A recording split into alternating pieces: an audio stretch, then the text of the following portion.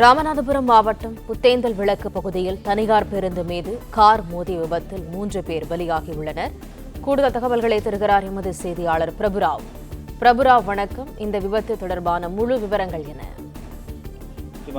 விருதுநகர் மாவட்டம் ஸ்ரீவில்லிபுத்தூரை சேர்ந்த 4 ராமநாதபுரத்திற்காக காரில் இன்று காலை புறப்பட்டு வந்துள்ளனர். அவர்கள் சரியாக ராமநாதபுரம் அடுத்த சேதுபதி கலைக்கல்லூரி அருகே இருக்கக்கூடிய அந்த புத்தேந்தல் விளக்கு அருகே வந்து கொண்டிருக்கும் போது எதிரே வந்த அரசு ஏசி பேருந்தின் மீது மோதி விபத்து ஏற்பட்டது. இந்த விபத்தில் காரில் வந்த 3 பேர் சம்பவ இடத்திலே உயிரிழந்தனர். மேலும் பேருந்தில் வந்த ஒரு பெண்ணுக்கு தலையில் பலத்த காயம் ஏற்பட்டு அவரும் சிகிச்சைக்காக ராமநாதபுரம் அரசு மருத்துவக் கல்லூரி மருத்துவமனையில் சிகிச்சைக்காக அனுமதிக்கப்பட்டுள்ளார். மேலும் இந்த விபத்து குறித்து போலீசார் நடத்திய முதல்கட்ட விசாரணையில் இந்த விருதுநகர் மாவட்டம் ஸ்ரீவில்லிபுத்தூரை சேர்ந்த நபர்கள் ராமநாதபுரத்தில் நடைபெறும் கூட்டு குடிநீர் திட்ட பணிக்காக காரில் காலை கிளம்பி வந்தபோது அந்த காரை ஓட்டி வந்த அந்த ஓட்டுநருக்கு தூக்கம் வந்ததால் அந்த தூக்க கலக்கத்தில் வாகனத்தை இயக்கியதால் ஏற்பட்ட விபத்தின் காரணமாக 3 சம்பவ இடத்திலே உயிரிழந்ததாகவும் அதில் ராதாகிருஷ்ணன், குத்தாலிங்கம் ஆகிய 2 பேர் தற்போது தெரிய வந்துள்ளதாகவும் இறந்த ஒருவரின் பேர் தெரியவில்லை எனவும் மேலும் இந்த காரில் வந்த ஒருவர் காயத்துடன் தற்போது சிகிச்சை பெற்று வருவதாகவும் அதேபோல் அரசு பேருந்தில் பயணித்த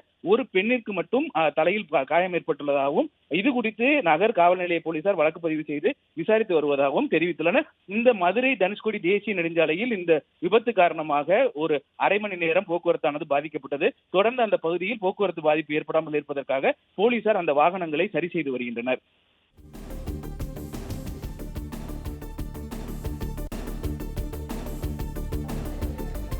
தகவல்களுக்கு நன்றி பிரபுராவ்.